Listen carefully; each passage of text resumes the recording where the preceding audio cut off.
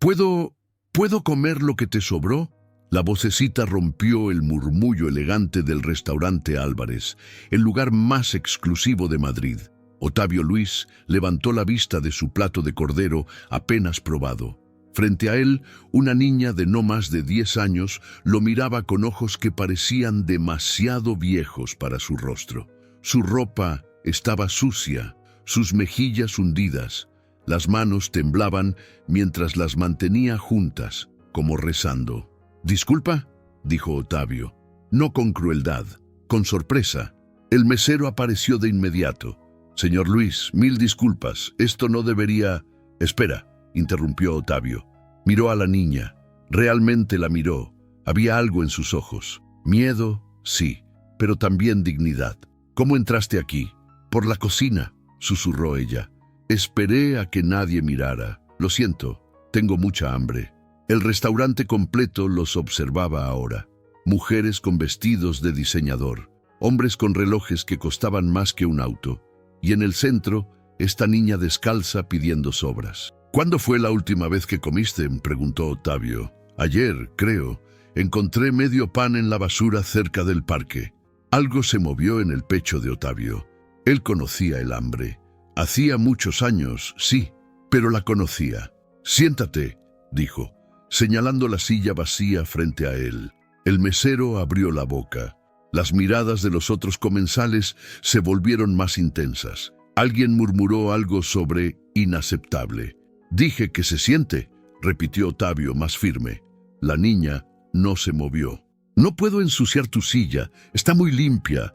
Y fue en ese momento, con esas palabras simples, que Otavio Luis supo que esta no sería solo otra cena de negocios, que esta niña, con su orgullo roto pero no destruido, acababa de cambiar algo en él. No sabía aún que ella cambiaría todo, que esa pregunta inocente desataría una cadena de eventos que transformaría su vida, que revelaría secretos que jamás imaginó, y que años después él estaría sentado en ese mismo restaurante, pero todo sería diferente. «¿Cómo te llamas?», preguntó. «Vivian. Si esta historia te toca el corazón, no olvides suscribirte. Historias como esta necesitan ser contadas». Otavio hizo una seña al mesero. «Trae un plato completo, sopa, plato principal, postre, lo que tenga listo». «Pero señor, ahora». El mesero desapareció. Viviane seguía de pie, mirando la silla como si fuera un trono inalcanzable. «Ven», dijo Otavio con más suavidad. «Nadie va a enojarse, te lo prometo». Ella se sentó en el borde, como si estuviera lista para salir corriendo en cualquier momento. Sus ojos recorrían el restaurante, las arañas de cristal, los manteles blancos sin una sola arruga, las copas que brillaban como diamantes. «Es muy bonito aquí», susurró. «¿Cuántos años tienes?» 10, creo. No estoy muy segura». Otavio sintió algo apretarse en su garganta. «¿Vives en la calle?». Vivian asintió. «Desde hace 2 meses. Antes vivía con mi tía Marta, pero ella murió. Y no había nadie más». «¿Tus padres?». La niña bajó la vista. «Mi mamá murió cuando yo nací. Mi papá, él no me quiso. Me dejó con la tía cuando yo tenía 3 años. Nunca volvió». El mesero llegó con una sopa humeante, crema de calabaza con trocitos de pan tostado flotando. El aroma llenó el espacio entre ellos. Vivian miró el plato. Luego a Otavio. «¿De verdad puedo?». «Come». Ella tomó la cuchara con las 2 manos.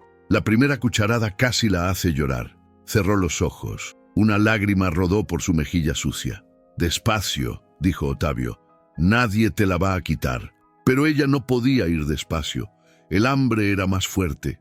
Comió como si alguien fuera a arrebatarle el plato en cualquier momento. Otavio observaba en silencio. Recordaba, 30 años atrás, él también había conocido el hambre. Había crecido en un barrio donde las familias compartían un solo plato de arroz, donde los niños peleaban por las sobras. Ahora era dueño de una cadena de boutiques de moda que se extendía por toda España.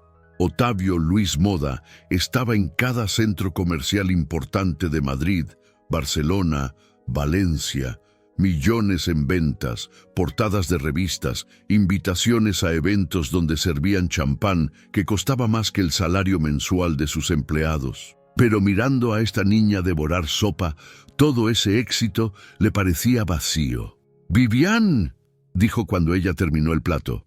«¿Dónde duermes?» «En el Parque del Retiro. Hay un banco escondido detrás de los arbustos. Casi nadie pasa por ahí de noche». «¿Sola?» «A veces hay otras personas sin casa, pero yo me mantengo alejada. Algunos son buenos, otros...» No terminó la frase. El mesero trajo el plato principal, salmón con verduras asadas. Vivian lo miró como si fuera un tesoro. «¿Por qué entraste justo aquí?», preguntó Ottavio. «Este restaurante no es fácil de encontrar». Vivian masticó despacio esta vez. «Vi tu foto en una revista que alguien tiró en la basura. Decía que eras bueno, que habías crecido pobre y ahora ayudabas a la gente. Pensé que tal vez tú entenderías». Ottavio se quedó quieto. Esa entrevista la había dado hace un mes para una revista de negocios. Habló de sus orígenes, de su madre trabajando 3 empleos, de cómo prometió que si algún día tenía éxito, no olvidaría de dónde venía. ¿Había cumplido esa promesa? ¿Realmente? «Fuiste muy valiente al venir», dijo finalmente. «Estaba asustada, pero también tenía tanta hambre que ya no me importaba si me gritaban. Solo quería comer algo caliente». La honestidad brutal de sus palabras golpeó a Ottavio como un puñetazo. «Mi tía Marta era buena», continuó Vivian. «Trabajaba limpiando casas.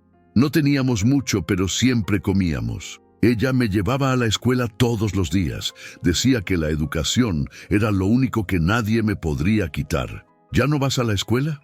Vivian negó con la cabeza. «Necesito papeles, y una dirección, y uniforme, y...» Se encogió de hombros. «Necesito muchas cosas que no tengo». Ottavio tomó su copa de vino. La miró girar. Rojo, oscuro. Costaba 200 euros, el precio de un mes de clases para esta niña. «¿Sabes qué día es hoy?», preguntó Vivian de repente. «Jueves». «No». 3 de noviembre. La fecha. Una sombra cruzó el rostro de la niña. «Hoy hace 2 meses que murió la tía Marta. Se cayó limpiando las ventanas de un edificio. 4 pisos. Los doctores dijeron que no sufrió, pero yo sé que eso es mentira. La gente siempre miente para hacerte sentir mejor». Ottavio no sabía qué decir. No había palabras para ese tipo de dolor. «¿Sabes qué es lo peor?», continuó Vivian. «Que el dueño del edificio ni siquiera vino al funeral, ni siquiera mandó flores. La tía trabajó para él durante 5 años, y él no vino». «¿Cómo se llama ese hombre?».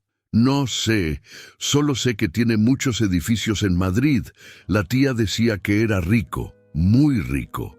El mesero trajo el postre, tarta de chocolate con frambuesas frescas, pero Vivian apenas lo tocó. «Ya no puedo comer más», dijo. «Lo siento, está todo muy rico, pero mi estómago...». «No te preocupes, lo empacamos para llevar». Los ojos de Vivian se iluminaron. «¿De verdad? ¿De verdad?». Hubo un momento de silencio, Cómodo. casi como si 2 extraños hubieran encontrado un lenguaje común en la tragedia compartida. «Señor Ottavio», dijo Vivian finalmente. «Gracias, no solo por la comida, por tratarme como si fuera importante». Esas palabras se clavaron en el corazón de Ottavio más profundo que cualquier cosa que hubiera escuchado en años de reuniones, de conferencias, de discursos motivacionales. «Eres importante», dijo, y lo dijo en serio. «Nadie más piensa eso. Cuando camino por la calle, la gente me mira como si fuera basura, como si no debiera existir». Ottavio llamó al mesero, pidió la cuenta y que empacaran el postre. Mientras esperaba, miró a Vivian. Realmente la vio, no como un problema, no como una estadística, como una niña de 10 años que merecía más que dormir en un banco del parque. «Vivian», dijo, «¿puedo hacerte una pregunta?». «Sí». «¿Qué quieres ser cuando crezcas?». Ella lo miró sorprendida, como si nadie le hubiera preguntado eso antes. «Doctora, para que cuando la gente se caiga de edificios, yo pueda salvarla». Y en ese momento, Ottavio Luis tomó una decisión que cambiaría ambas vidas para siempre. Pero lo que no sabía era que esa decisión desataría una serie de eventos que pondrían a prueba todo lo que creía sobre la bondad, la familia y el verdadero costo de salvar a alguien. «Vivian, escúchame bien», dijo Ottavio. «No vas a volver a ese parque esta noche». Ella parpadeó. «¿Qué?» «Tienes dos opciones. Puedo llevarte a un refugio donde estarás segura y caliente o...» Hizo una pausa. No podía creer lo que estaba a punto de decir. «O puedes quedarte en mi casa esta noche. Mañana buscaremos una solución mejor». «¿En tu casa?» La voz de Vivian era apenas un susurro. «Tengo habitaciones de sobra y una empleada que puede prepararte un baño caliente y ropa limpia». Las lágrimas brotaron de los ojos de la niña. No lágrimas de tristeza, de alivio, de esperanza. «¿Por qué? ¿Por qué harías eso por mí?» Ottavio no tenía una respuesta lista. Solo supo que no podía dejarla ir. No esta noche, no sabiendo dónde dormiría. «¿Por qué alguien hizo lo mismo por mí hace mucho tiempo?», dijo finalmente. Pagó la cuenta. 600 euros por una cena que él apenas tocó. Le dio al mesero una propina de 200 más. «Señor Luis», dijo el mesero cuando Ottavio se levantaba. Su voz era baja. «Lo que hizo fue muy noble». Ottavio asintió. Tomó el paquete con el postre y se giró hacia Vivian. «¿Lista?» Ella se puso de pie. Sus piernas temblaban un poco. «Sí». Mientras caminaban hacia la salida, Ottavio sintió las miradas, algunas de aprobación, otras de juicio. Una mujer mayor con collar de perlas le sonrió. Un hombre con traje oscuro negó con la cabeza. Afuera, el chofer de Ottavio esperaba junto a un Mercedes negro. «Don Ottavio», saludó, abriendo la puerta trasera. Luego vio a Vivian. Su expresión cambió. Sorpresa, confusión. «Carlos, ella viene conmigo», dijo Ottavio con firmeza. «Por supuesto, señor». Vivian se quedó parada mirando el auto. «Nunca me he subido a un coche así. Hoy es un día de primeras veces, entonces». El interior olía a cuero nuevo. Vivian se sentó en el borde del asiento, tratando de no tocar nada con sus manos sucias. «Relájate», dijo Ottavio. «Es solo un coche que cuesta más de lo que la tía Marta ganaba en toda su vida». La observación fue tan directa que Ottavio no supo qué responder. El viaje a su casa en el barrio de Salamanca duró 20 minutos. Vivian miraba por la ventana con los ojos muy abiertos. Las calles iluminadas, las tiendas elegantes, los edificios históricos. «Aquí viven los ricos», dijo ella. No era una pregunta. «Aquí vivo yo», corrigió Ottavio. «Es lo mismo». Cuando llegaron, Carlos abrió la puerta. Ottavio salió primero y extendió su mano para ayudar a Viviane. Ella la tomó. Sus dedos pequeños y fríos en los de él. La casa era una mansión de 3 pisos con fachada de piedra, ventanas altas con marcos dorados, un jardín frontal perfectamente cuidado. «¿Todo esto es tuyo?», preguntó Vivian. «Sí». «¿Vives solo?» «Con Rosa, mi empleada, y Miguel, el jardinero, pero sí, básicamente solo». Vivian procesó esto en silencio. Luego dijo algo que Ottavio nunca olvidaría. «Qué triste debe ser tener tanto espacio y nadie con quien compartirlo». Abrió la puerta principal. El hall de entrada tenía un candelabro de cristal que colgaba del techo alto, piso de mármol que reflejaba la luz como un espejo, escaleras amplias con barandilla de caoba. «Madre de Dios», susurró Vivian. «Ottavio, ya llegaste». Rosa apareció desde la cocina. Era una mujer de 50 años, robusta, con delantal blanco. Se detuvo al ver a Vivian. «¿Quién es ella?» «Rosa, esta es Vivian. Va a quedarse esta noche». ¿Quedarse? Los ojos de Rosa iban de Ottavio a la niña sucia parada en el hall. «Ottavio, ¿qué hiciste?» «Lo correcto». Rosa se acercó a Viviane. La estudió. Su expresión se suavizó. «Ay, pobrecita, mírala, está temblando. ¿Puedes prepararle un baño? Y buscar algo de ropa, lo que tengas». «Claro, ven, niña». Rosa extendió su mano. Vivian miró a Ottavio primero, como pidiendo permiso. Él asintió. «Ve con ella. Rosa es buena persona. Te va a cuidar». Vivian siguió a Rosa escaleras arriba. Otavio se quedó solo en el hall. Se dejó caer en un sillón cerca de la entrada. ¿Qué acababa de hacer? Su teléfono sonó. Era Marcos, su socio de negocios. Otavio, ¿dónde estás? Se supone que teníamos reunión con los inversionistas japoneses a las 9.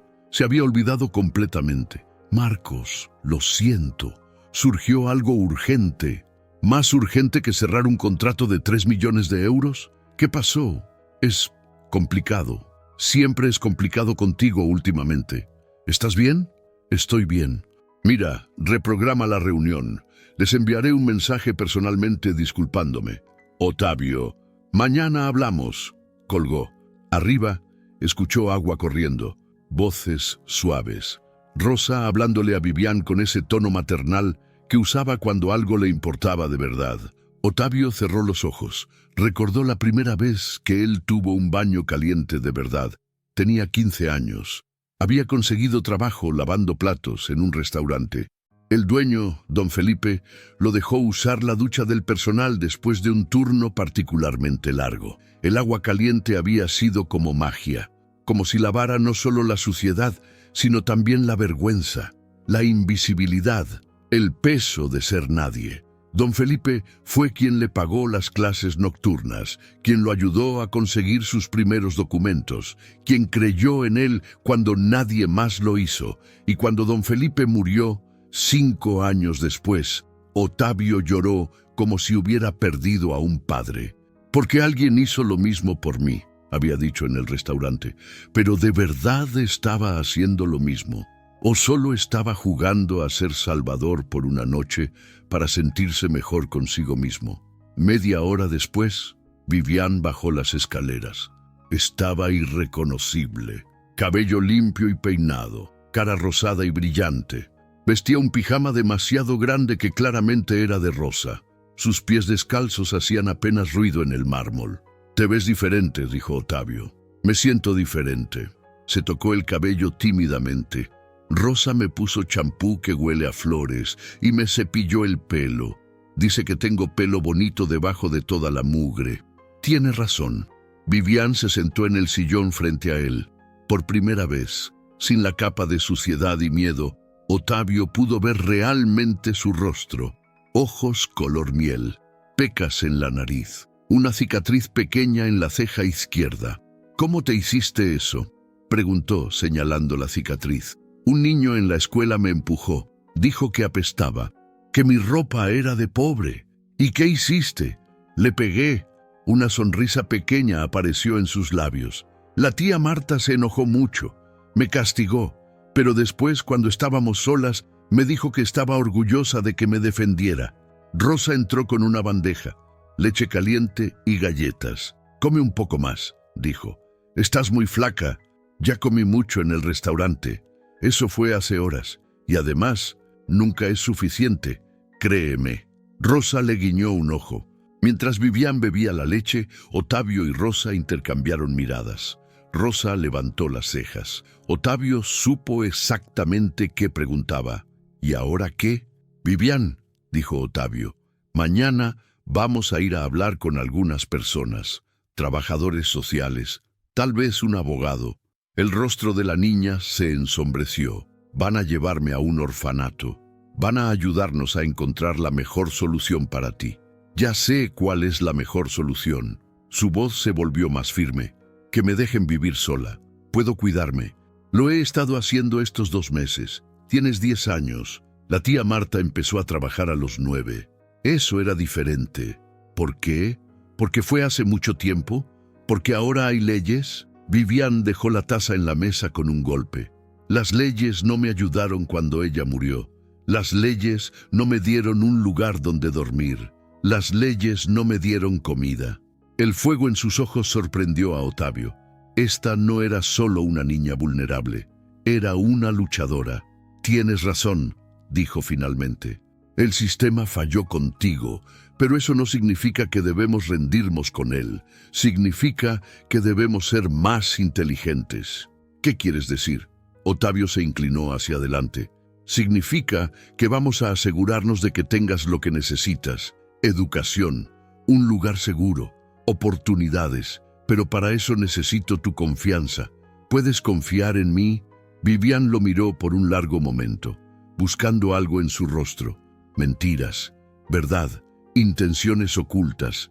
¿Por cuánto tiempo puedo quedarme aquí?, preguntó finalmente. El tiempo que sea necesario. ¿Y si son semanas? ¿Meses? Ottavio no había pensado tan lejos, pero mirando a esta niña, con su pelo limpio y pijama prestado, bebiendo leche caliente en su sala, supo que no había vuelta atrás. Entonces, semanas o meses, dijo. Rosa dejó escapar un suspiro, no de frustración, de alivio, como si ella también hubiera estado esperando esa respuesta. Es tarde, dijo. Vivian, vamos, te mostraré tu habitación. ¿Mi habitación? Bueno, por esta noche al menos. Vivian se levantó, caminó hacia las escaleras, luego se giró.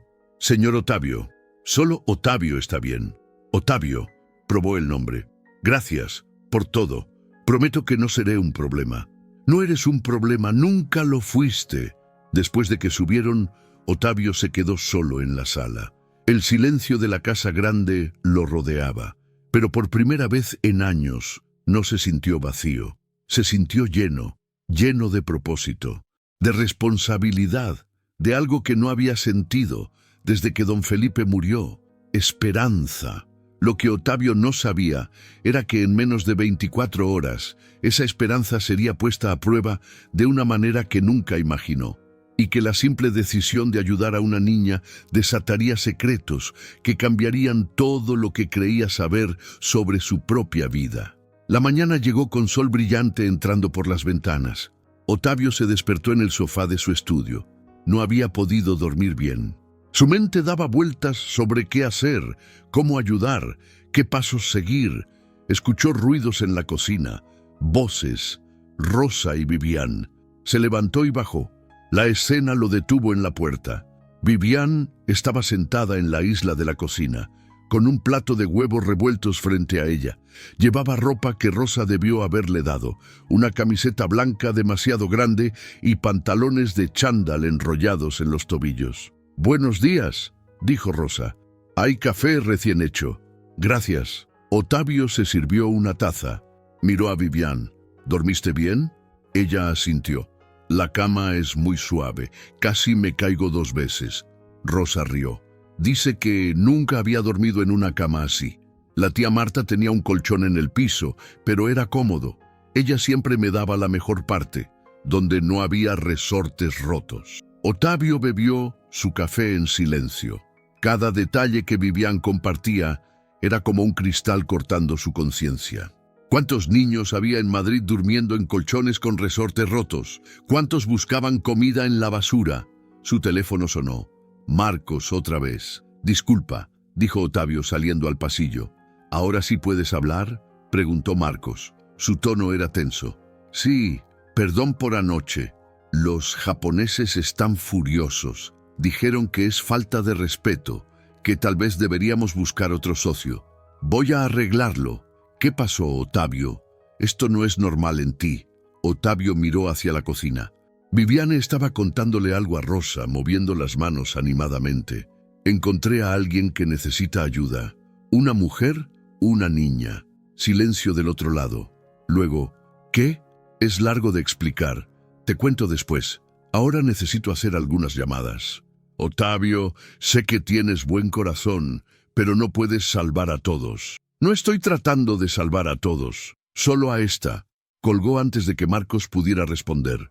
Pasó la siguiente hora en su estudio, haciendo llamadas.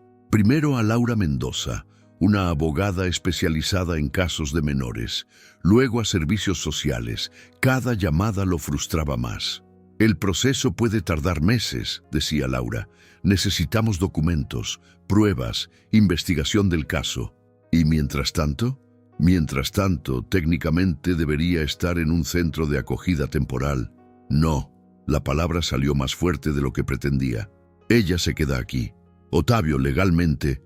«Entonces hazlo legal. Tú eres la abogada». Laura suspiró. «Está bien. Veré qué puedo hacer, pero necesito hablar con la niña. Hoy sí es posible». «Ven a las 4». Cuando regresó a la cocina, Vivian estaba ayudando a Rosa a lavar los platos. Algo tan simple, tan normal, pero la imagen lo conmovió profundamente. «Vivian», dijo, «hoy va a venir una abogada a hablar contigo». El plato que tenía en las manos casi se le cae. «¿Me van a llevar?» «No, ella está aquí para ayudarte, para que puedas quedarte». «¿De verdad?» «De verdad. Pero tiene que hacerte algunas preguntas sobre tu tía, sobre tu familia. ¿Está bien?» Vivian asintió lentamente. «Está bien. Necesito que seas honesta con ella, completamente honesta. ¿Puedes hacer eso?» «Sí». Pero algo en sus ojos le dijo a Ottavio que había más, algo que Vivian no había compartido aún. Las horas pasaron. Ottavio trabajó desde casa, revisando diseños para la nueva colección de primavera, pero su mente estaba en otra parte, en la niña jugando con Rosa en el jardín, en las risas que se filtraban por la ventana. A las 4 en punto el timbre sonó. Laura Mendoza era una mujer de 40 años, cabello corto, traje gris, expresión seria pero no fría. «Gracias por venir», dijo Ottavio. «No todos los días un cliente me pide que venga a su casa un sábado. Este caso es especial». Laura sonrió levemente.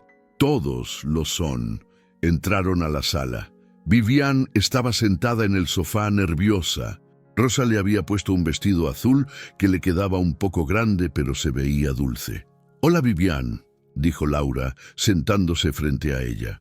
«Soy Laura, soy abogada, estoy aquí para ayudarte». «Eso dice Ottavio, y es verdad, pero para ayudarte necesito saber algunas cosas. ¿Está bien si te hago preguntas?» «Sí». Ottavio se sentó a un lado. Laura abrió su carpeta y sacó una grabadora. «Voy a grabar nuestra conversación. Es solo para tener un registro. ¿Te molesta?» Vivian negó con la cabeza. Durante la siguiente hora, Laura hizo preguntas. Nombre completo, fecha de nacimiento, nombre de los padres, historia familiar. Vivian respondió todo con voz tranquila, pero Ottavio notó que sus manos temblaban. «Háblame de tu tía Marta», dijo Laura suavemente. «Era buena, trabajaba mucho, me cuidaba». «¿Cómo murió?» «Se cayó limpiando ventanas». «¿Sabes de qué edificio?» Vivian dudó. Por primera vez en toda la conversación, bajó la vista. «Sí». ¿Puedes decirme la dirección?» «Calle Serrano, número 47, edificio de apartamentos». Laura escribió. Luego levantó la vista. «¿Algo más sobre ese edificio que debería saber?» El silencio se alargó. Vivian miró a Ottavio. Él asintió, animándola. «El dueño», dijo finalmente. Él era malo con la tía». «¿Malo cómo?» «Le gritaba, le pagaba menos de lo que prometía. Una vez ella se cortó con un vidrio roto y él le dijo que era su culpa, que si reclamaba la despediría». La voz de Vivian se quebró. Y cuando ella murió, él dijo que había sido negligencia de ella, que no era responsabilidad suya. Los otros trabajadores me lo contaron después del funeral. Laura dejó de escribir. ¿Sabes el nombre del dueño? Ricardo Vega. Ottavio sintió que la sangre se le congelaba. Ricardo Vega. No era posible. Laura miró a Ottavio. ¿Lo conoces? Él no podía hablar, solo asentir. Ricardo Vega no era solo un dueño de edificios cualquiera. Era su competidor más grande en el mundo de la moda. Dueño de Vega Elegance, la cadena de boutiques que había estado tratando de destruir a Ottavio durante años. Batallas legales, robo de diseños, difamación en la prensa. Y ahora esto. «Ottavio», dijo Laura, «¿estás bien? ¿Puedo hablar contigo afuera un momento?» Laura le pidió a Rosa que se quedara con Vivian. En el pasillo, Ottavio cerró los ojos, tratando de procesar. «Ricardo Vega y yo tenemos historia», dijo. «Mala historia». «¿Qué tipo de historia?» «Negocios, competencia. Él ha intentado hundirme durante años». Laura frunció el ceño. «Esto complica las cosas». «¿Por qué?» «Porque si decides ayudar a esta niña, si decides responsabilizarte por ella, Vega podría usar eso en tu contra. Podría decir que estás haciendo esto por venganza, para dañarlo. Eso es ridículo. Ni siquiera sabía esta conexión hasta hace 5 minutos. pero él no lo va a ver así, y en una corte las apariencias importan. Otavio se pasó las manos por el cabello. ¿Entonces qué? ¿La dejo ir porque mi enemigo es el responsable de la muerte de su tía? No digo eso. Digo que necesitas estar preparado. Esto va a ser difícil, más de lo que ya pensabas. Regresaron a la sala. Vivian los miraba con ojos grandes, asustados. ¿Hice algo malo?, preguntó. No, dijo Otavio sentándose a su lado. Nada malo. Entonces, ¿por qué te ves así? Porque las cosas se pusieron más complicadas, pero eso no cambia nada. Todavía voy a ayudarte. ¿Conoces al señor Vega? Otavio la miró directo a los ojos. Sí, lo conozco. ¿Es tu amigo? No. Bien. La palabra salió con fuerza, con rabia. Porque él mató a mi tía. Tal vez no la empujó, pero la mató igual. Con su descuido, con su crueldad. Laura cerró su carpeta. Vivian, ¿te gustaría quedarte aquí con Otavio? Sí. ¿Te sientes segura con él? Más segura que en cualquier otro lugar. Entonces voy a hacer todo lo posible para que eso pase. Pero va a tomar tiempo. Y va a haber papeles, mucha burocracia. ¿Entiendes? Entiendo. Después de que Laura se fue, Otavio se quedó en el jardín. El sol se ponía detrás de los edificios. Nubes naranjas y rosas pintaban el cielo. Rosa salió con 2 tazas de té. Le dio una a Otavio y se sentó en el banco junto a él. No fue coincidencia, ¿verdad?, dijo ella. ¿Qué? Que ella terminara en tu restaurante, tu mesa, pidiendo ayuda justo a ti. Otavio bebió el té, amargo y caliente. No lo sé, tal vez sí lo fue. O tal vez el universo tiene un sentido del humor muy oscuro. ¿Qué vas a hacer? Lo que tengo que hacer, ayudarla, sin importar quién sea el responsable. Vega no se va a quedar callado. Que venga. He lidiado con él antes, pero nunca con esto entre ustedes, nunca con una niña de por medio. Otavio miró hacia la casa. Vivian estaba en la ventana del segundo piso, mirando el jardín. Cuando sus ojos se encontraron, ella levantó la mano. Un saludo pequeño, tímido. Él levantó la suya también. Rosa, dijo, ¿alguna vez has sentido que toda tu vida te estaba preparando para un solo momento? Sí. Este es el mío.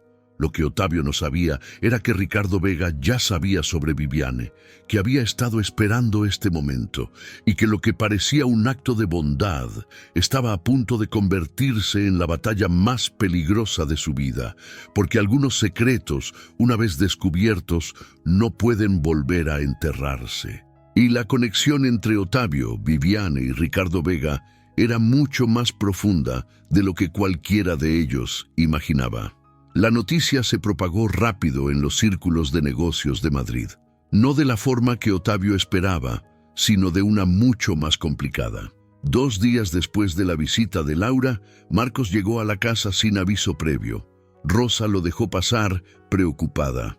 Otavio estaba en el estudio cuando lo vio entrar. «Necesitamos hablar», dijo Marcos. Cerró la puerta. «¿Qué pasa? ¿Qué pasa? Eso debería preguntarte yo. Ricardo Vega está esparciendo rumores de que estás usando a una niña como arma para atacarlo, que es todo un teatro mediático para destruir su reputación». Otavio se levantó. «Eso es mentira. Claro que es mentira. Pero la gente no sabe eso. Los periodistas ya están llamando. Los inversionistas están preocupados. Dicen que esto se ve mal, que parece venganza. ¿Y tú? ¿Qué piensas?» Marcos se dejó caer en una silla. «Creo que eres un idiota, pero creo que es un idiota con razón». ¿Qué significa eso? Significa que fui a investigar. La tía de la niña trabajaba para Vega, murió en un accidente. Hay documentos, reportes de seguridad incompletos, testimonios de otros empleados de que había condiciones peligrosas. Otavio escuchó cada palabra, cada prueba. «Hay más», continuó Marcos. «Vega pagó un acuerdo confidencial a la familia de la tía para que no hiciera preguntas, para que no demandara». «¿Cuánto?». 5.000 euros. Eso es lo que pagó por una vida, por años de trabajo. Otavio se sintió como si algo se rompiera dentro de él. No de rabia. De rabia había sentido miles de veces. Esto era diferente. Era una rabia fría, calculada. ¿Por qué estás aquí?, preguntó.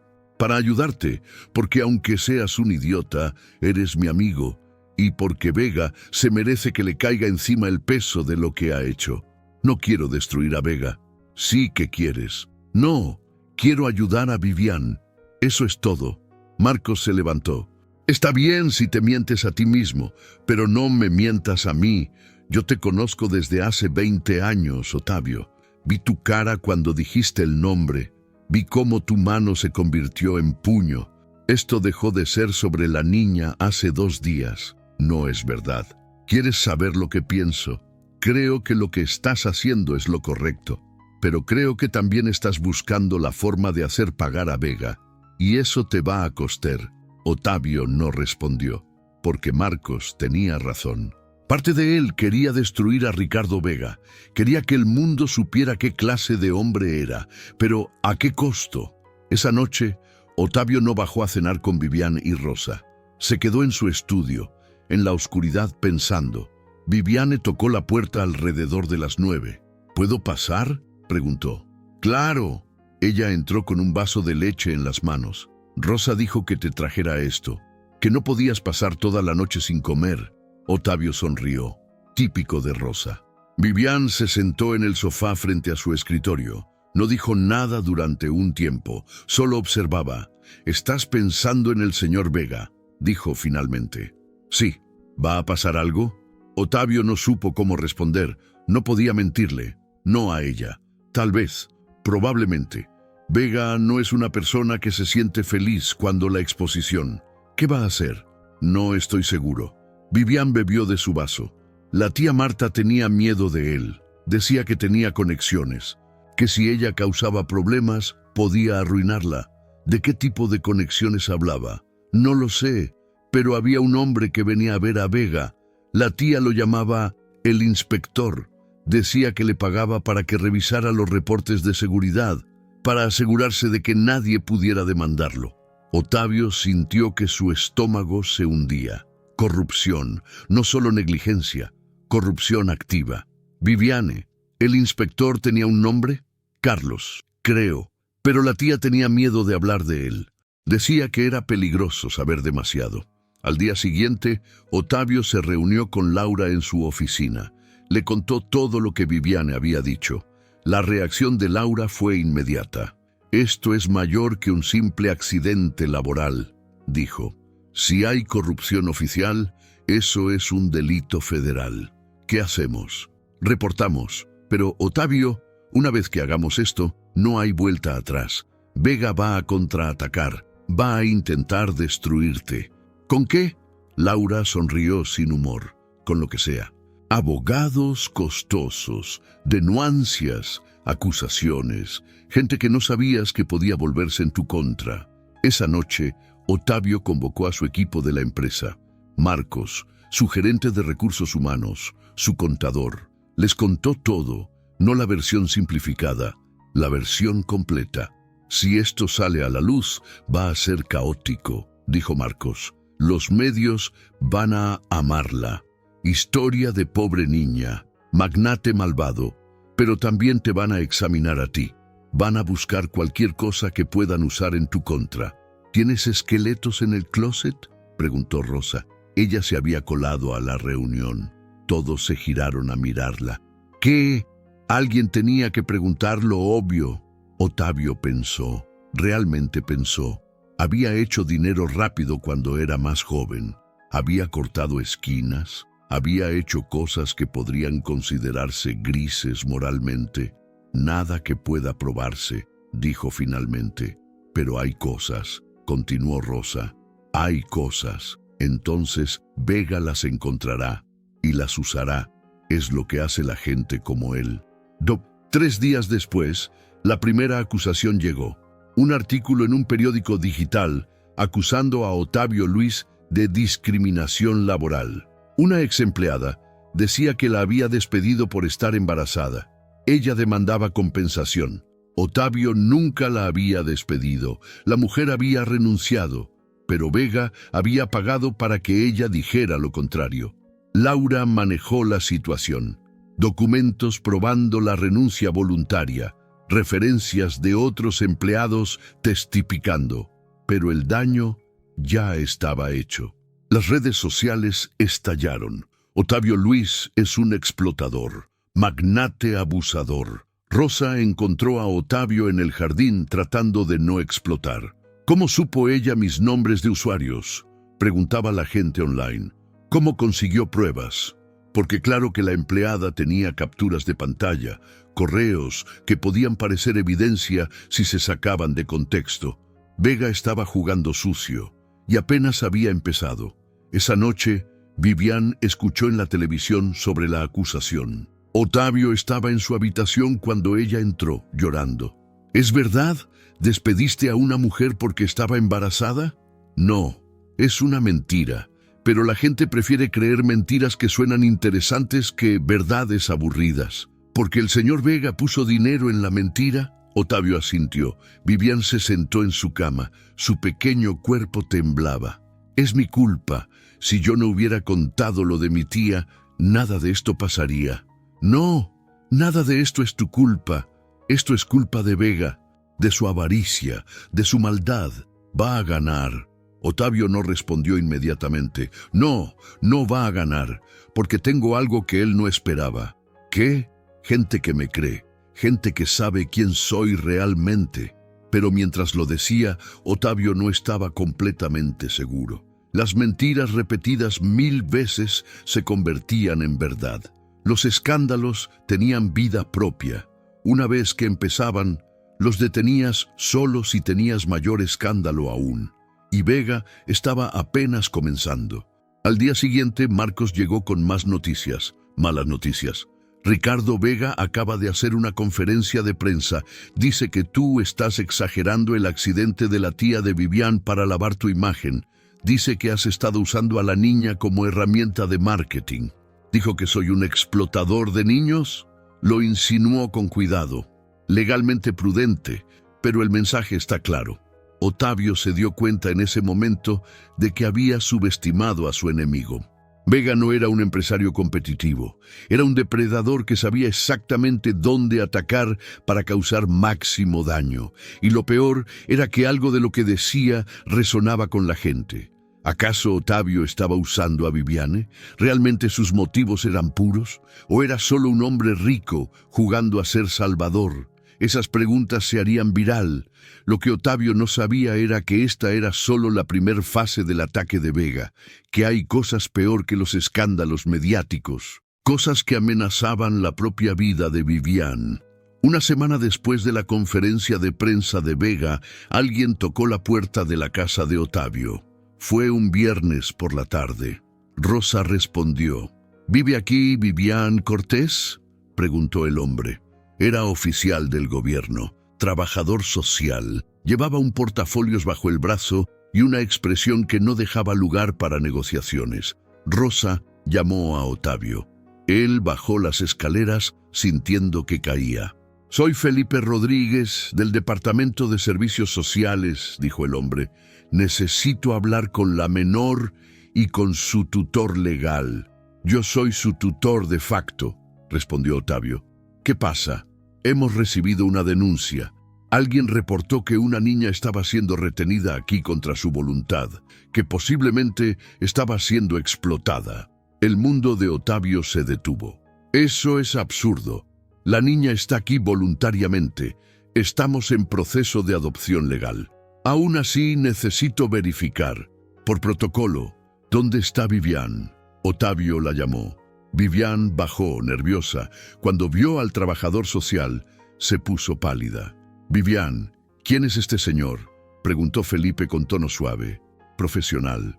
No lo sé. Soy trabajador social. Estoy aquí para asegurarme de que estés bien. ¿Puedo hacerte algunas preguntas?». Vivian miró a Otavio. Él asintió. Felipe hizo preguntas estándar. ¿Dónde dormía? ¿Tenía acceso a comida? ¿Alguien la había tocado de forma inapropiada? ¿Se sentía libre de irse si quería? Vivian respondió todo honestamente. Que sí, que estaba bien, que Otavio había sido bueno con ella, que nadie la obligaba a quedarse. Aún así, dijo Felipe. Necesitamos hacer una evaluación más profunda. Voy a tener que trasladarla a un centro de acogida temporal mientras completamos la investigación.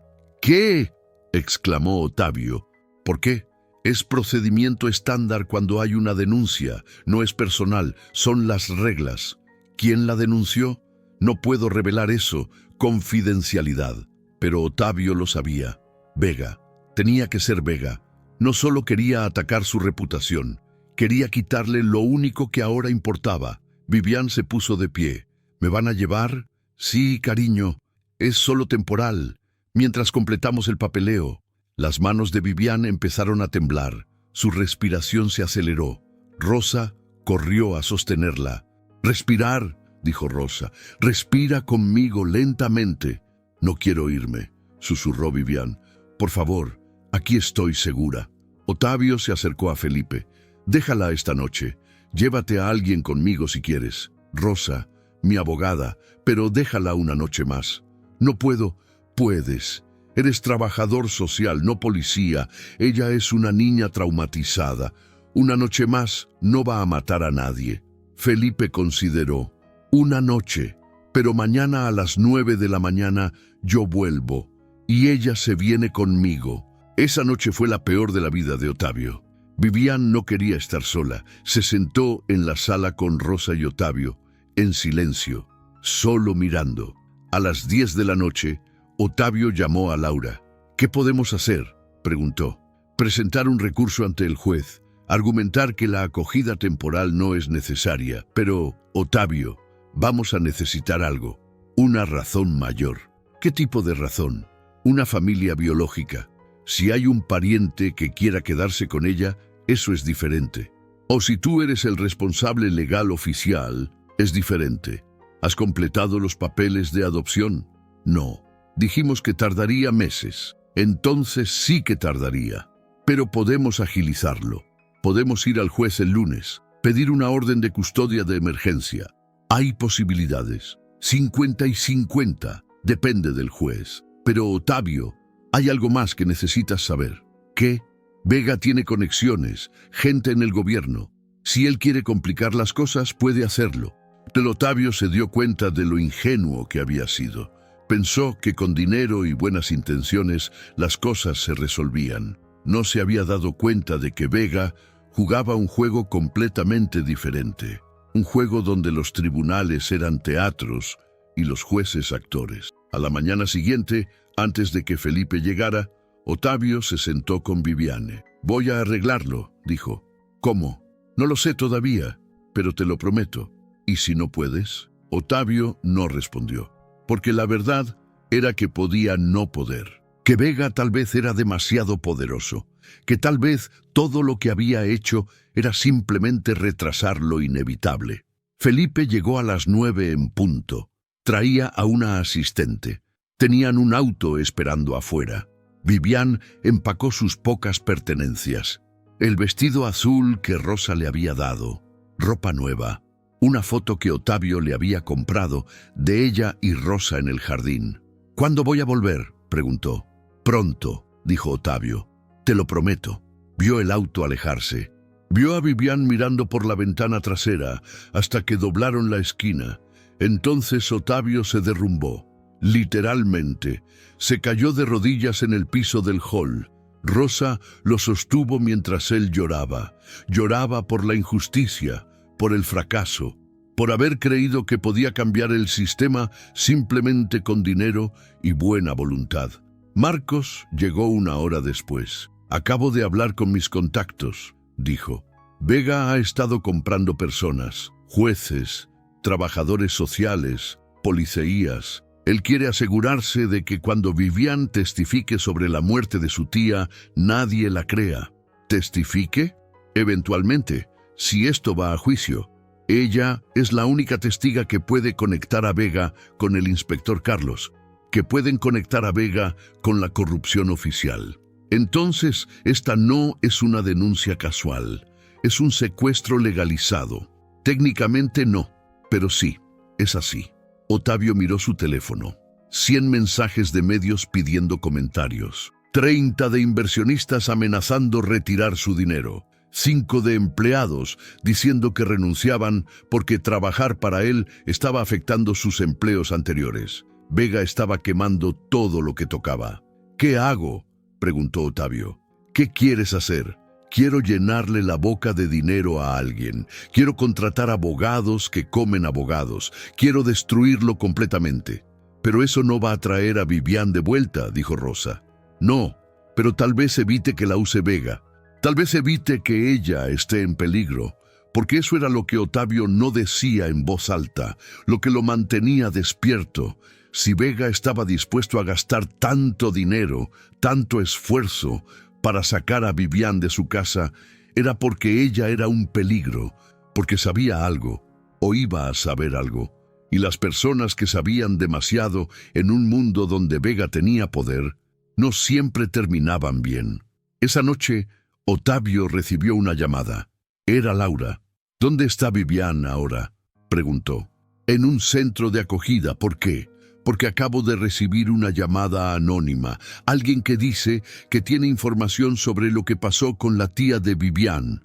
Quiere reunirse contigo, pero dijo que si lo haces, debes estar preparado. Dijo que lo que va a revelar va a cambiar todo.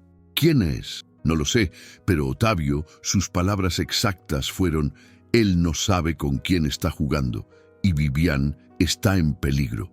Otavio llegó al lugar indicado. Un café pequeño en un barrio que no era ni rico ni pobre.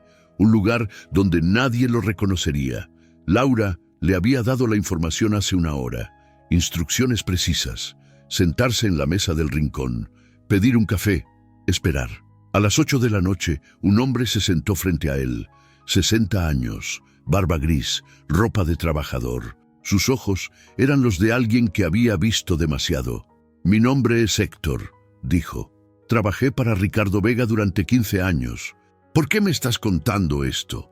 «Porque mi conciencia está podrida y porque lo que pasó con la tía de esa niña fue el momento en que supe que tenía que salir».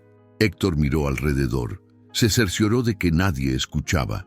«Yo era el supervisor de seguridad en el edificio de Serrano 47. El día que la tía de Vivian murió, yo estaba ahí. Vi todo». Otavio no pudo respirar. «No fue un accidente», continuó Héctor. «Marta estaba limpiando las ventanas. El arnés estaba defectuoso. Lo sabía. Vega lo sabía. Pero él no quería gastar dinero en equipo nuevo. Dijo que funcionaba bien, que si lo reemplazaba, la gente pensaría que el edificio tenía problemas de seguridad, que eso afectaría los precios de los apartamentos». Las manos de Otavio se convirtieron en puños. Cuando Marta se cayó, yo quería llamar a una ambulancia inmediatamente, pero mi jefe me dijo que esperara, que no dijera nada, que el inspector Carlos vería qué se podía hacer con la situación. «¿El inspector qué?», preguntó Otavio. «Carlos Méndez, un oficial de seguridad corrupto. Vega le pagaba 50.000 euros al mes, por cambiar reportes, por desaparecer evidencia, por asegurarse de que nunca hubiera consecuencias». Otavio se levantó. «¿Dónde está ahora? ¿Dónde está Vivian?» «Eso es el problema», dijo Héctor. «El inspector y Vega sabían que la tía había hablado con alguien antes de morir. Dijo que si algo le pasaba, alguien tenía que saber la verdad. La tía estaba preocupada. Tenía miedo de que el equipo fallara. ¿Con quién habló? Con Vivian. La tía le contó todo a la niña. Le dijo que si algo pasaba, que lo dijera, que era importante». Otavio sintió que el mundo se inclinaba. «Vivian es una amenaza», continuó Héctor. «Para Vega ella es la única prueba de que él sabía, que fue negligencia intencional, que fue homicidio». «¿Qué está diciendo?» «Estoy diciendo que Vega sacó a Vivian de tu casa no para protegerla, la sacó para silenciarla». Otavio salió corriendo del café. Llamó a Laura mientras conducía. «Tenemos que sacar a Vivian de ese centro de acogida. Ahora». «¿Por qué? ¿Qué pasó?» «Es complicado, pero está en peligro. Vega va a hacer que algo suceda. Va a aparecer un accidente. Ella está vulnerable en ese lugar». «Otavio, no puedo ir ahí sin una orden judicial. Y conseguir una orden significa decirle al juez por qué. Lo cual significa exponer todo. Lo cual significa que Vega se entera antes de que podamos moverla». Entonces vamos al juez esta noche, a su casa, donde sea necesario. Es viernes, no hay jueces disponibles hasta el lunes. Entonces llamamos a la policía y les decimos que crees que un hombre que nunca conoceremos va a hacer algo a una niña que está en un centro de acogida oficial. Van a decir que estás paranoico, que es parte del escándalo que Vega está creando. Otavio golpeó el volante. Manejar se convertía en una tortura. Quería estar en dos lugares, encontrando a Vivian, destruyendo a Vega. ¿Cuál es el nombre del centro?, preguntó. No puedo darte eso, es confidencial. Laura, lo siento, pero si se entera que yo revelé información, me revocan la licencia. Otavio llegó a su casa. Era pasada la medianoche. Rosa estaba esperando en la sala, con los ojos rojos por el llanto. Hubo un accidente, dijo. El corazón de Otavio dejó de latir. Vivian. Ella estaba en su cama. Aparentemente se cayó de la litera. Se golpeó la cabeza. La llevaron al hospital.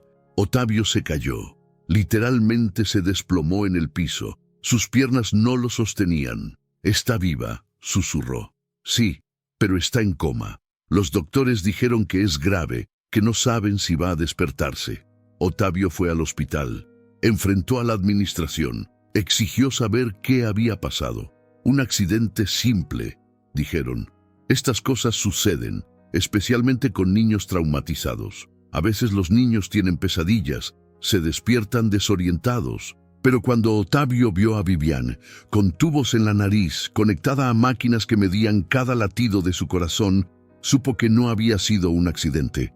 Vega había ganado, lo había ganado todo. Había sacado a Viviane, la había herido, la había silenciado.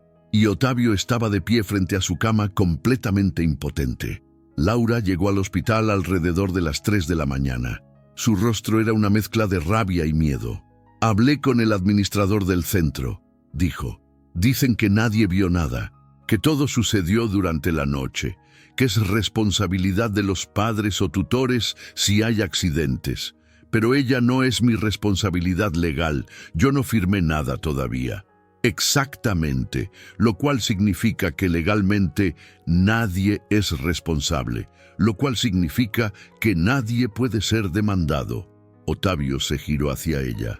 ¿Estás diciendo que esto fue planificado? Estoy diciendo que Vega es demasiado inteligente para dejar pistas.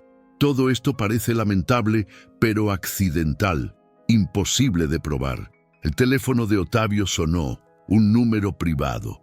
«Hola», respondió. «Otavio, soy Ricardo Vega». Otavio congeló. «Qué terrible accidente», continuó Vega. Su voz era suave, casi compasiva. «Espero que la pequeña Viviane se recupere. Las niñas traumatizadas son frágiles, ¿verdad? Pueden hacer cosas impredecibles». «¿Qué hiciste?», siseó Otavio. «¿Yo? No hice nada. Un accidente sucedió. Nadie es culpable. Aunque si quieres saber mi opinión, tal vez deberías dejar de meterle ideas en la cabeza a esa niña. Tal vez deberías dejar de arrastrarla a tu venganza personal contra mí. Si ella muere, entonces fue un accidente trágico y habrá mucha lástima. Pero la vida continúa, Otavio. Para mí, para ti, para la sociedad, solo la niña no continuará». Colgó. Otavio se derrumbó. Literalmente. Sus rodillas cedieron. Laura lo atrapó. «¿Qué pasó?», preguntó. Otavio no pudo responder. Solo lloró. Lloró porque había fallado, porque Vega era demasiado poderoso, porque Vivian había pagado el precio de su ingenua fe en la bondad. Pasó la noche en el hospital, mirando a la niña en la cama, sus pequeños pechos subiendo y bajando, subiendo y bajando. A las 6 de la mañana, el doctor le dijo que Vivian no había despertado, que su ritmo cardíaco se había ralentizado, que posiblemente había inflamación cerebral. «¿Va a vivir?», preguntó Otavio. «Depende. Estos casos son impredecibles». Impredecibles, como si Vivian fuera un número en una estadística, como si su vida fuera simplemente una probabilidad. Otavio salió al pasillo. Se sentó en el piso frío y por primera vez en toda su vida consideró rendirse. Consideró dejar que Vega ganara. Consideró decirle a Laura que retirara todo, que perdonara, que simplemente desapareciera, porque Vivian, contra todo lo que él había hecho por ella, estaba pagando un precio que ninguna niña debería pagar jamás.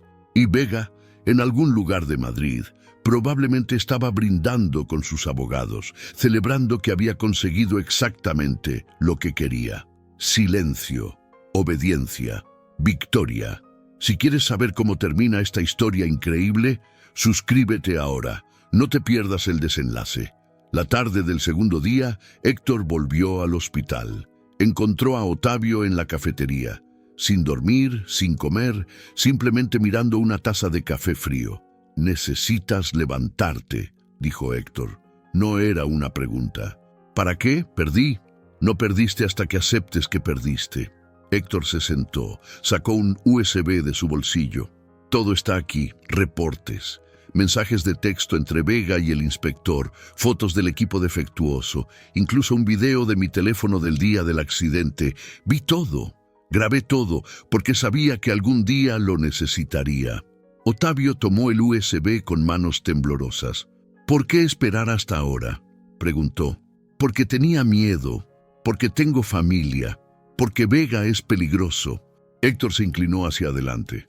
«Pero después de lo que hizo a esa niña, tengo miedo de otra cosa, de vivir sabiendo que dejé que ganara». Rosa llegó con Marcos y Laura.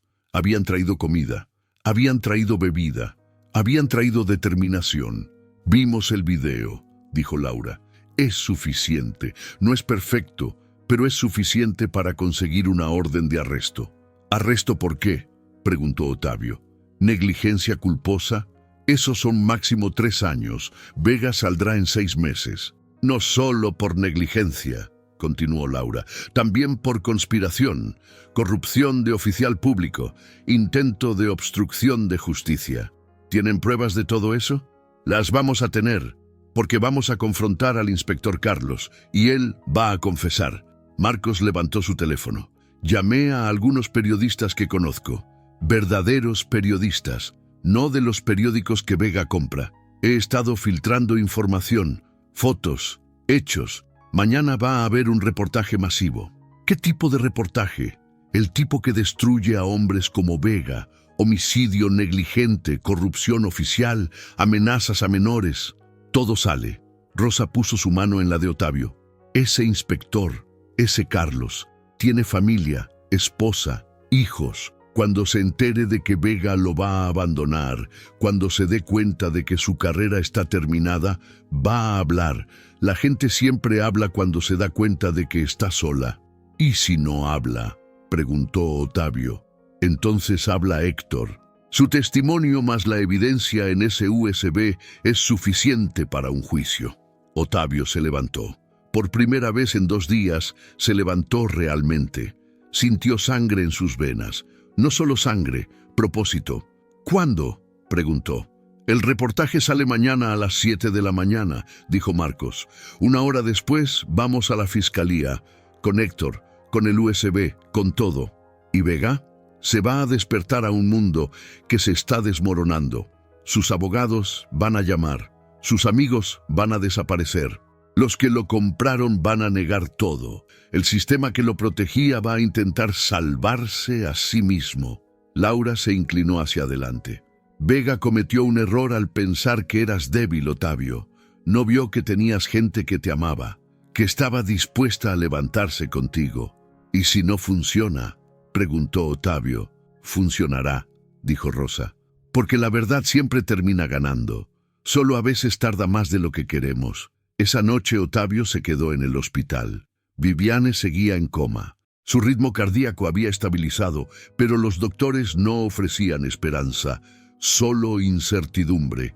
Se sentó a su lado, tomó su pequeña mano. «Voy a arreglarlo», susurró. «Voy a hacer que pague, no solo por tu tía, por ti, por todo el daño que hizo». A las 6 de la mañana, su teléfono explotó en notificaciones. El reportaje había salido. Fotos del edificio. Testimonios de otros trabajadores que Vega había contratado. Conexiones entre Vega y el inspector.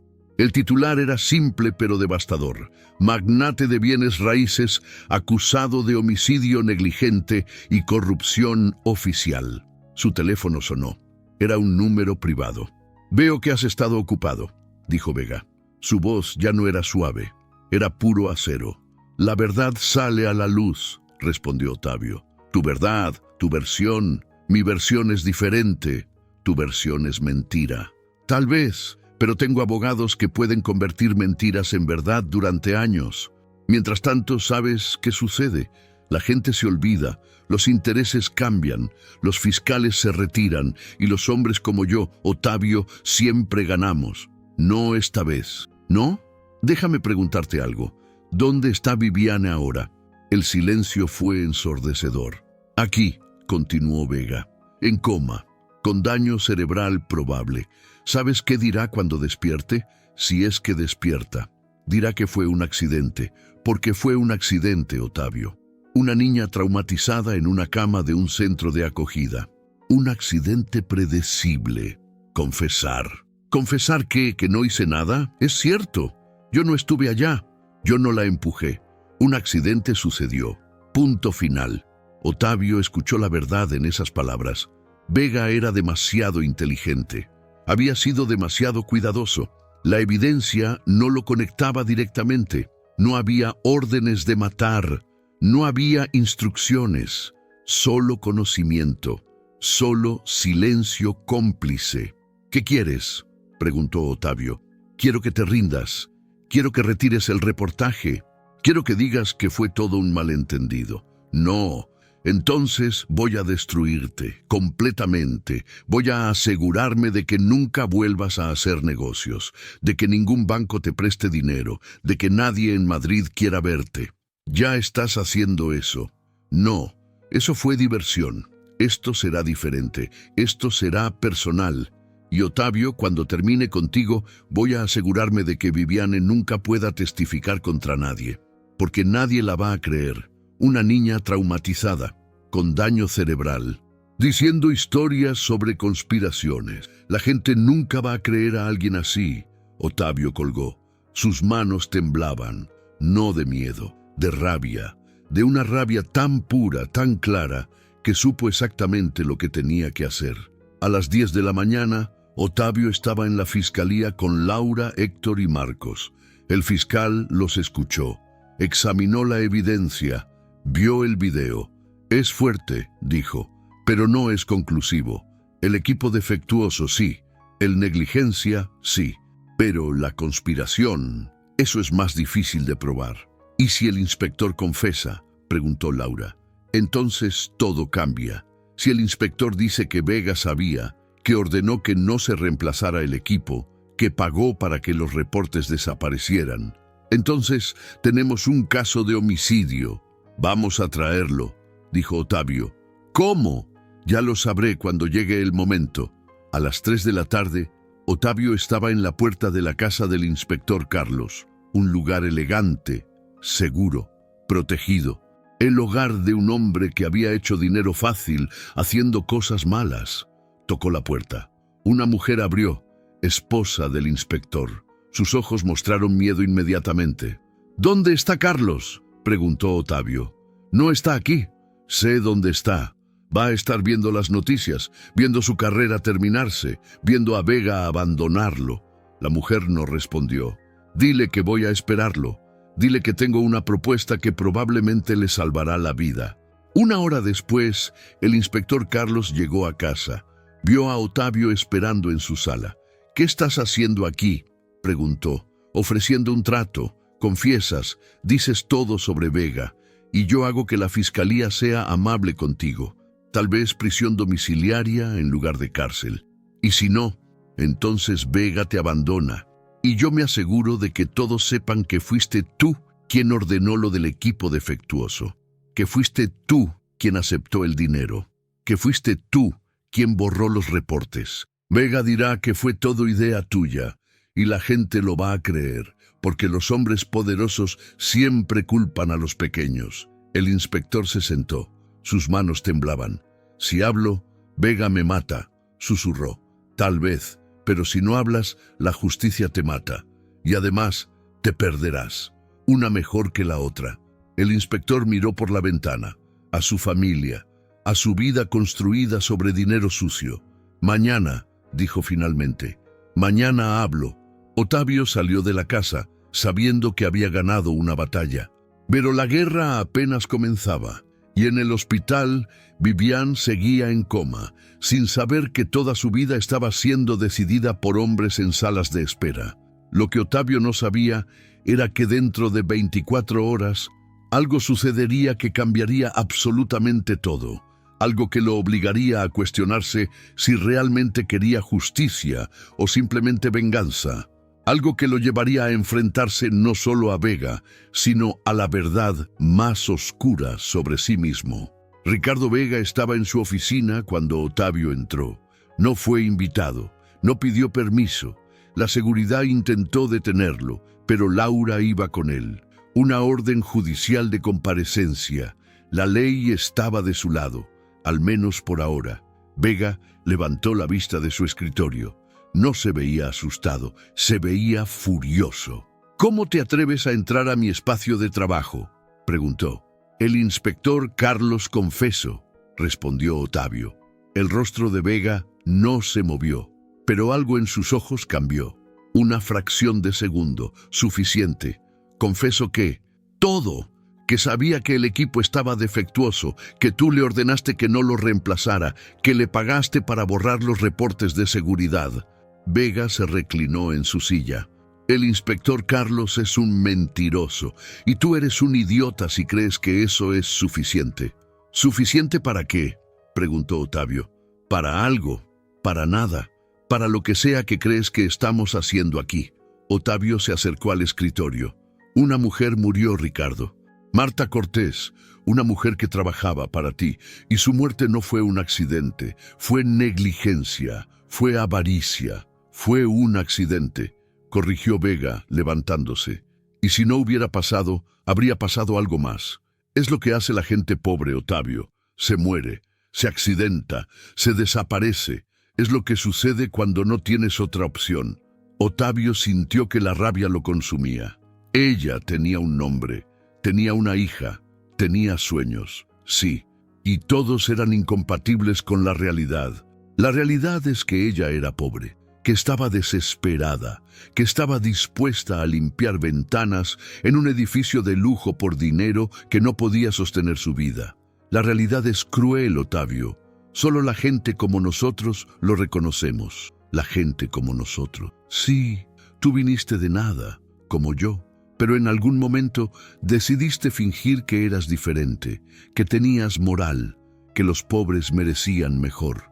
Vega caminó alrededor de su escritorio. «Pero sabes la verdad. Sabes que todos hacemos lo que sea necesario para ganar. Todos cortamos esquinas, todos traicionamos, todos elegimos dinero sobre gente. ¿No es verdad? ¿No? Entonces dime, Otavio, en los últimos 20 años, ¿cuántos trabajadores despediste para aumentar ganancias? ¿Cuántos pequeños negocios saboteaste para sacar a competidores? ¿Cuántas veces pusiste dinero antes de persona?» Otavio no respondió, porque algo en esas palabras tocaba una verdad que prefería ignorar. «Exactamente», continuó Vega, «somos iguales, tú solo eres mejor actor que yo. Yo nunca intenté matar a nadie, ¿no? ¿O simplemente nunca tuviste que hacerlo? ¿Porque tu negligencia terminaba en despidos en lugar de muertes? ¿Porque tu avaricia afectaba dinero en lugar de vidas? Vivian está en coma por lo que hiciste». Vega sonrió. «No, Vivian está en coma porque era frágil, porque estaba traumatizada, porque el universo no es amable con las personas débiles. Yo simplemente trabajé dentro de esa realidad». Otavio dio un paso hacia él. Laura lo detuvo. «Vega», dijo Otavio, «¿sabías que Vivian estaba en ese centro de acogida? ¿Deberías saberlo?» «Sí, porque fue tú quien la puse ahí. Fue tú quien hizo que me la sacaran». Vega se sentó nuevamente. «Tal vez, o tal vez simplemente alguien más hizo su trabajo». «¿Qué significa eso?» «Significa que hay mucha gente que te quiere fuera del camino, Otavio. Gente que cree que eres peligroso.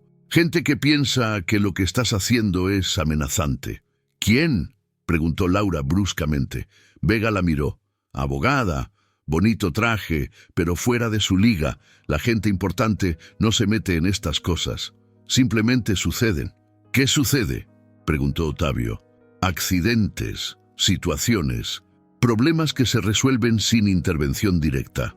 Ottavio se dio cuenta de lo que Vega estaba diciendo, que había sido él quien planeó algo, pero no específicamente, que había pagado dinero, que había dado una orden vaga, que había dejado que otros hicieran el trabajo sucio. Eso era genio criminal, eso era inteligencia, eso era exactamente lo opuesto a lo que Ottavio creía sobre su propia moralidad. El inspector va a testificar que tú ordenaste que Vivian fuera trasladada, dijo Ottavio. El inspector va a decir lo que necesita decir para salvarse, y si ese lo incluye, bien. Simplemente significará que yo estaba protegiendo mis intereses comerciales, lo cual es legal, lo cual es lo que hacen todos los empresarios. Laura se acercó al escritorio.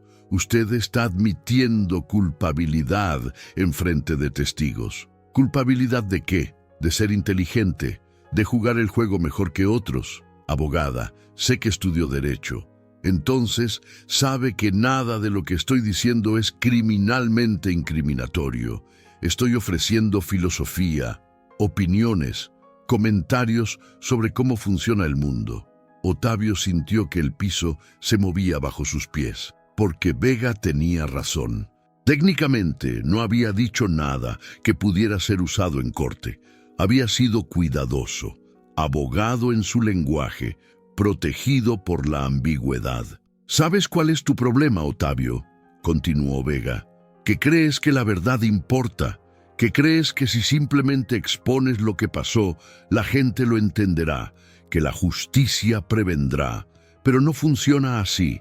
Funciona con dinero, funciona con poder, funciona con gente dispuesta a ser amoral. ¿Como tú?, preguntó Ottavio. Como yo, como todos los hombres que han ganado algo en este mundo. Ottavio se giró hacia la puerta. Vamos, le dijo a Laura. No hay nada más aquí. Espera, dijo Vega. ¿Quieres saber dónde está realmente tu Vivian? Ottavio se detuvo. No en un centro de acogida, simplemente era una estación, una manera de sacarla de tu protección. El verdadero destino era diferente. Ottavio sintió el pánico. ¿Dónde está? Vega sonrió. En algún lugar seguro, lejos, donde no puedas encontrarla, donde no pueda testificar, donde simplemente sea una niña perdida más. Laura sacó su teléfono, pero Vega levantó su mano. No, si llamas ahora, le digo a mis personas que se aseguren de que ella desaparezca permanentemente. Pero si simplemente caminan hacia la puerta, si simplemente dejan esto ir, ella va a reaparecer. Mañana, en el hospital, sin un rasguño, y todos vivimos felices.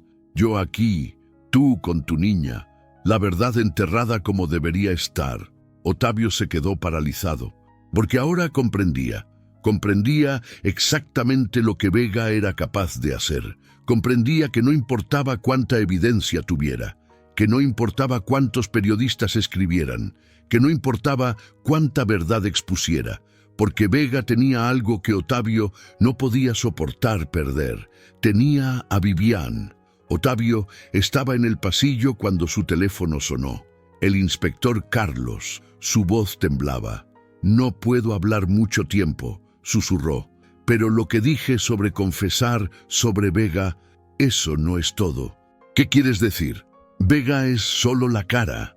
Hay gente detrás, gente más alta, gente que controla a Vega, que controla a la policía, que controla el sistema.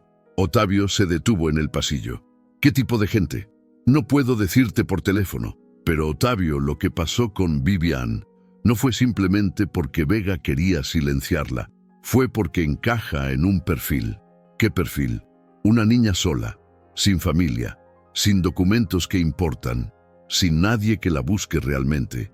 Es el perfil perfecto. ¿Para qué?, preguntó Ottavio. Pero ya lo sabía, ya estaba entiendo.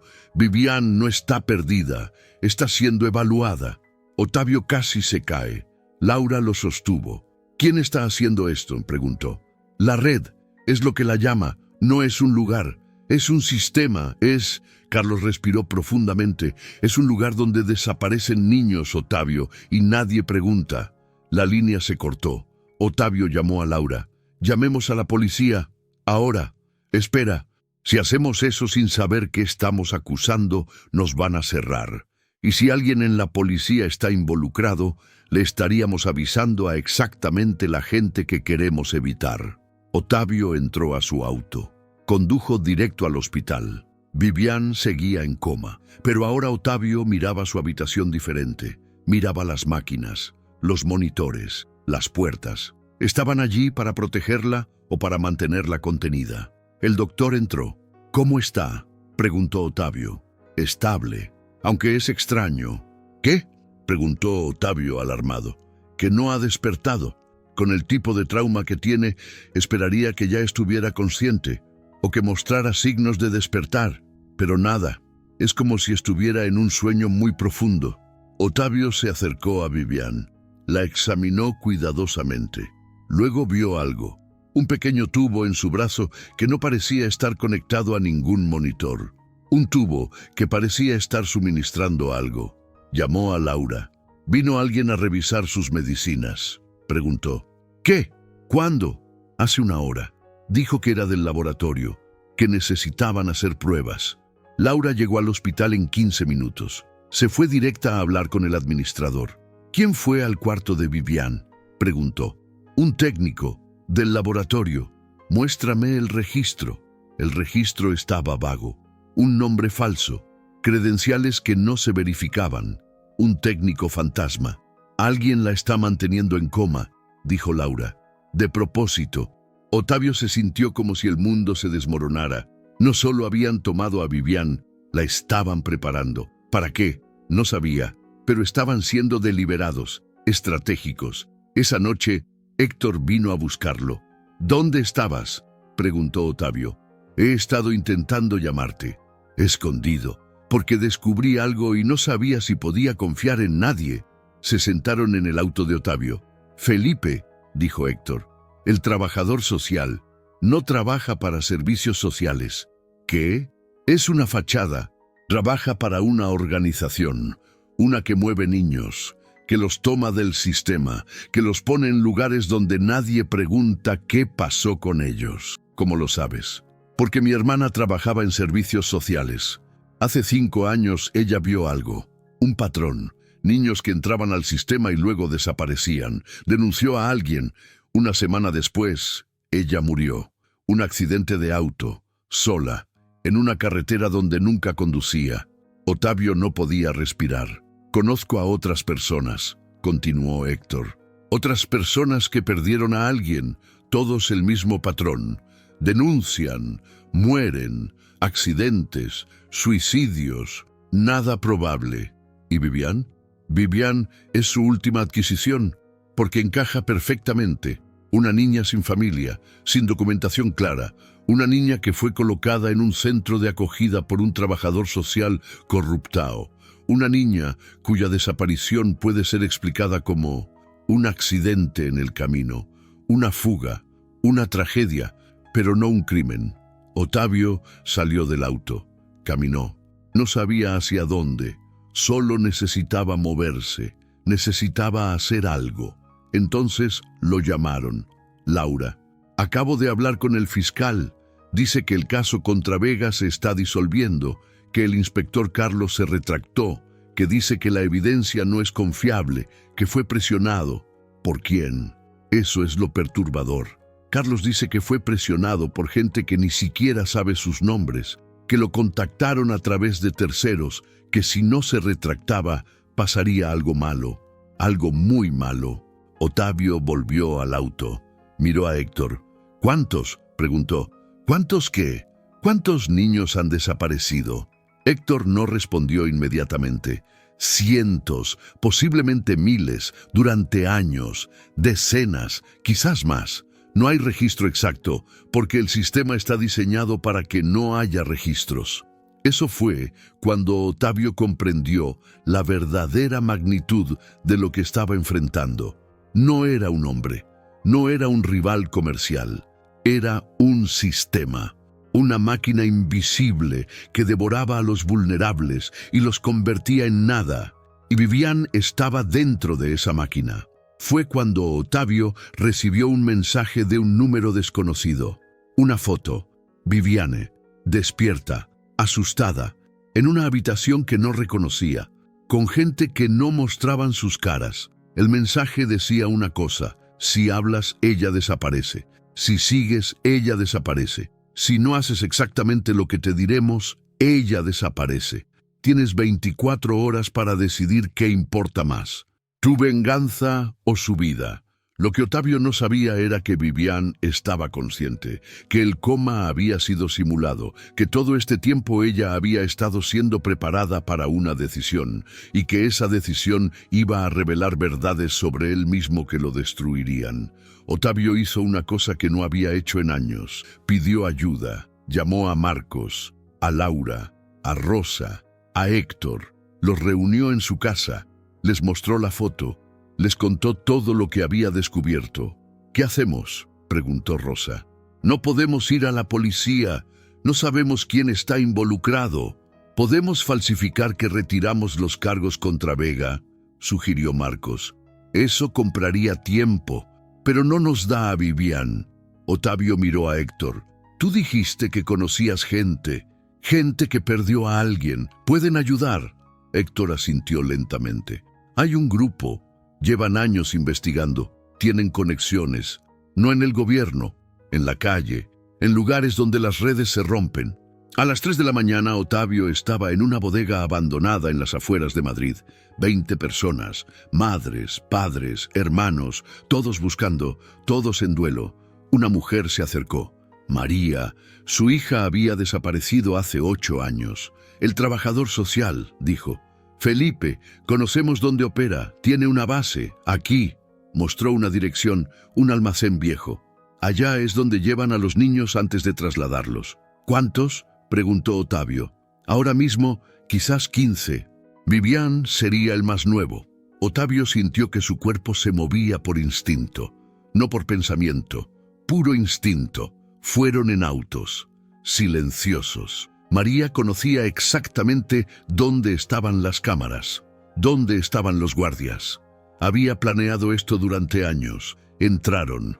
Fueron directos al segundo piso. Vivian estaba en una habitación con otras niñas, asustadas, sedadas, esperando.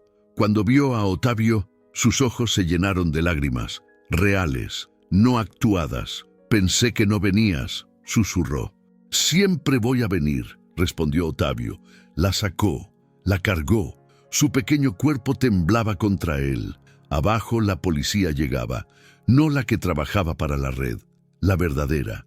El fiscal había ido directamente al director general, con nombres, con direcciones, con pruebas suficientes. Felipe fue arrestado esa noche. También 3 oficiales, un juez, 2 trabajadores sociales más. Vega fue arrestado el día siguiente, no por la muerte de Marta. Había demasiada plausible deniability para eso, pero por conspiración, por ser parte de la red, por conocer, por silenciar. Pero lo más importante fue esto. Vivian testificó, no en un tribunal, no al principio. Simplemente contó lo que había pasado, cómo Felipe la sacó del hospital, cómo la llevaron a ese almacén, cómo había otras niñas, cómo le dieron medicinas para dormirla, cómo ella escuchó conversaciones sobre dónde iban a ser llevadas. Su testimonio abrió puertas que habían estado cerradas durante años. En las siguientes semanas se descubrieron 18 niños. Algunos llevaban años desaparecidos. Algunos ni siquiera recordaban sus nombres originales. Pero lo más importante fue cuando Vivian despertó en una cama segura, en el hospital, con Rosa a su lado. ¿Dónde está Ottavio?, preguntó. Aquí, respondió él desde la puerta. Vivian lloró, no de miedo, de alivio, de saber que alguien la había buscado, que alguien la había elegido. Pensé que me habías abandonado, susurró. Nunca, dijo Ottavio. y lo dijo con una certeza que provenía de lugares dentro de él que no sabía que existían. Esa noche, Ottavio estaba en el pasillo del hospital cuando recibió una llamada. Era el juez, un juez verdadero, uno que no estaba comprado. «Hemos completado la evaluación», dijo. «Vivian Cortés ha sido oficialmente colocada bajo su custodia, legalmente, permanentemente. Eres ahora su padre». Ottavio se sintió como si su cuerpo se disolviera. Padre. Nunca se había permitido pensar esa palabra. Nunca se había permitido creer que era posible. María, la madre que había perdido a su hija hace 8 años, estaba en el pasillo. «¿Noticias?», preguntó. «Buenas noticias, las mejores». Ella sonrió, una sonrisa triste, porque ella nunca tendría sus mejores noticias. Su hija había sido trasladada, llevada a un país donde aún estaban buscando. «Es bueno», dijo María, «que al menos una de ellas salga, que al menos una regrese». Ottavio se acercó. «Vamos a encontrar a tu hija, a todos ellos. No voy a parar». «No puedes cambiar nada», respondió María. «Solo a Vivian, solo a este momento. Puedo cambiar todo si insisto lo suficiente». María lo miró. «La gente como Vega existe porque la gente como nosotros se rinde, porque nos da miedo, porque es más fácil vivir con culpa que con verdad. Pero tú no hiciste eso, así que sigue buscando, sigue peleando para todos los demás». Esa noche, Ottavio se sentó al lado de Vivian durmiendo. La miró, realmente la miró, sin culpa, sin miedo, solo con amor. Y comprendió algo que no había comprendido antes.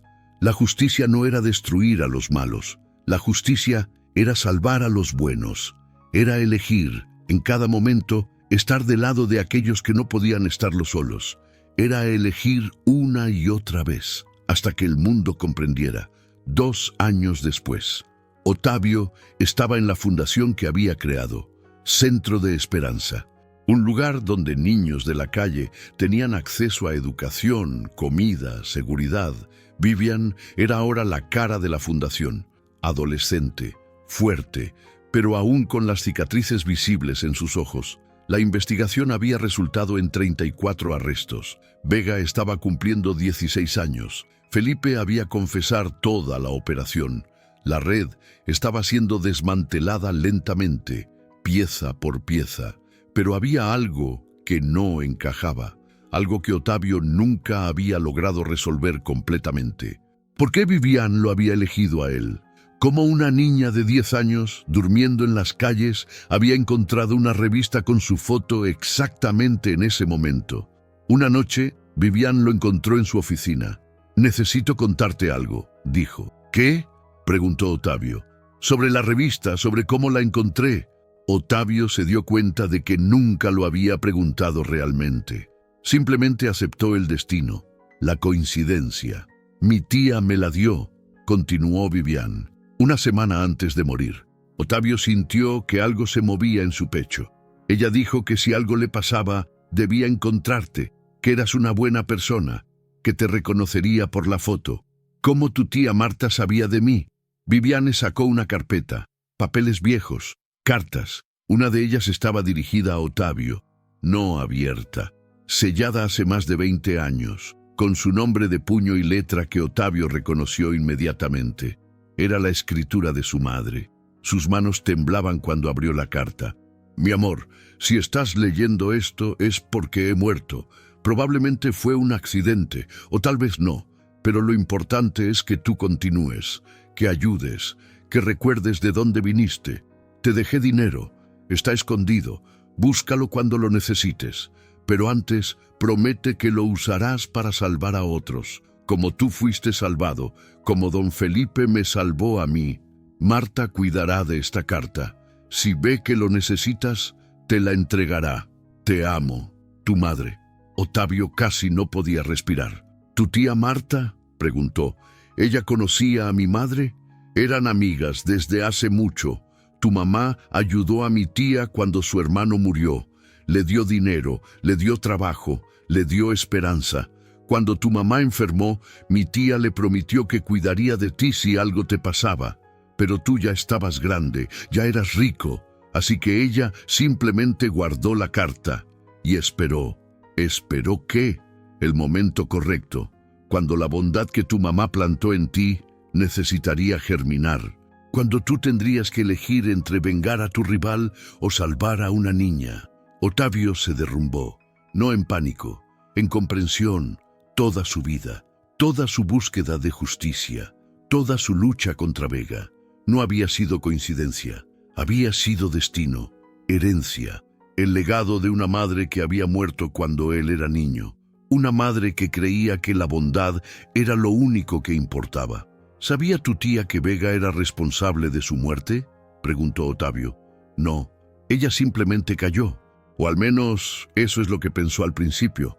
Fue después, cuando vio cómo tú buscabas justicia, que comprendió, que conectó los puntos. Vivian se sentó en la silla frente a él. Tía Marta pasó sus últimos años sabiendo que la persona que la hirió era la persona que tú odiabas. Y ella decidió usarlo. Decidió que si algo le pasaba, yo debía encontrarte, para que tú hicieras lo que ella no pudo. Y si yo hubiera dicho que no, no lo habrías hecho. Porque eres quien tu mamá educó, incluso sin saberlo, incluso sin tener memoria de ella. Ella está en ti, en cada decisión que tomas. Esa noche, Otavio fue al cementerio donde estaba enterrada su madre. Su tumba estaba desgastada, nadie la visitaba hace años. Limpió el mármol, leyó el nombre, Rosa María Luis.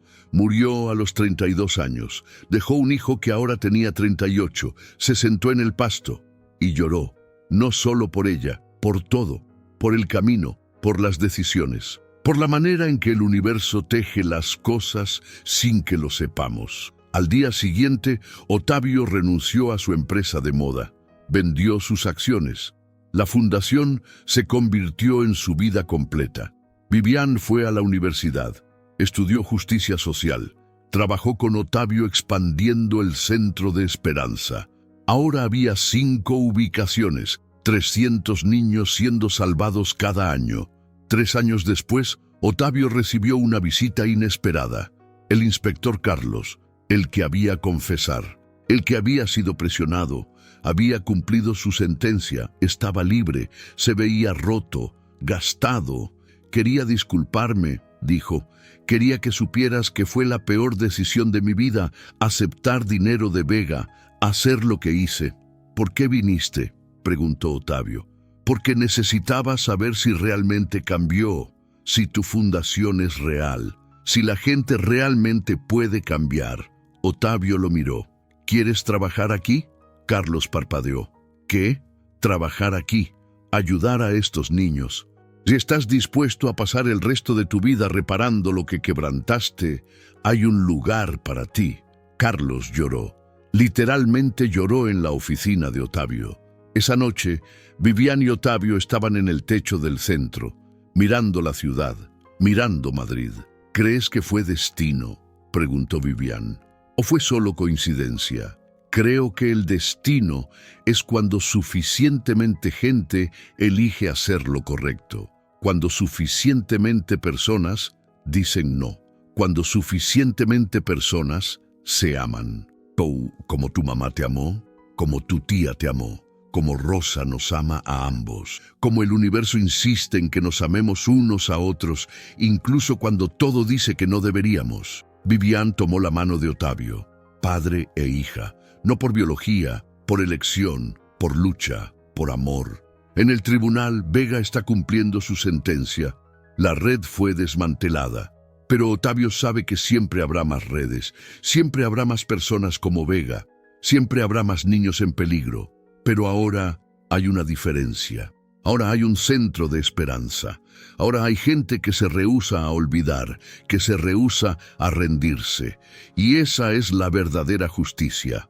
No destruir a los malvados, es construir algo tan hermoso, tan fuerte, que los malvados simplemente no pueden tocarlo. Esta historia nos enseña que el legado de bondad que plantamos vive mucho después de que nos vamos. Que la verdadera familia se construye con amor, no con sangre. Que siempre hay tiempo para elegir de qué lado estás. ¿Qué harías tú en esta situación? Déjamelo en los comentarios. Si esta historia te emocionó, compártela con alguien que necesite escucharla. Y no olvides suscribirte para más historias que llegan directo al corazón. El próximo video te sorprenderá aún más.